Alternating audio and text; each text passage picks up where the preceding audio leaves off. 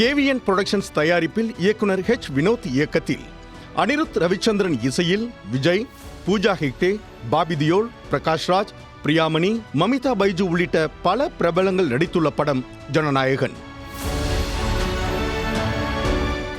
இந்த திரைப்படம் 2026 ஜனவரி 9 வெளியாகும் என அறிவிக்கப்பட்டுள்ள நிலையில் படத்தின் இசை வெளியீட்டு விழா நேற்று மலேசியாவில் உள்ள புக்கிட் ஜலில் தேசிய மைதானத்தில் மிக பிரம்மாண்டமாக நடைபெற்றது.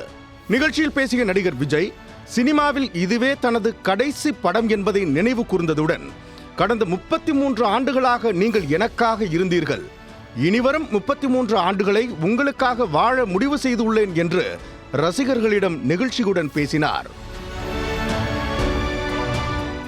தொடர்ந்து பேசிய விஜய், 2026 வரலாறு மீண்டும் திரும்பும் என்றும் மக்களுக்காக அதை வரவேற்க தயாராக இருக்குமாறும் ரசிகர்களுக்கு அவர் கூறினார்.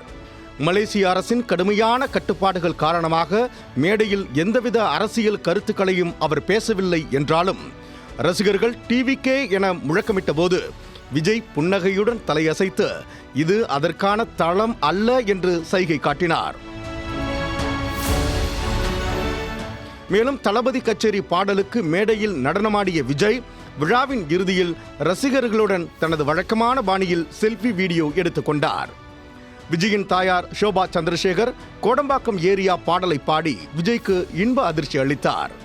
இந்த நிகழ்ச்சியில் இயக்குநர்கள் அட்லி, நெல்சன், லோகேஷ் கனகராஜ், பின்னணி பாடகர்கள், நடன இயக்குநர்கள் மற்றும் பல திரை பிரபலங்கள் கலந்து கொண்டனர்.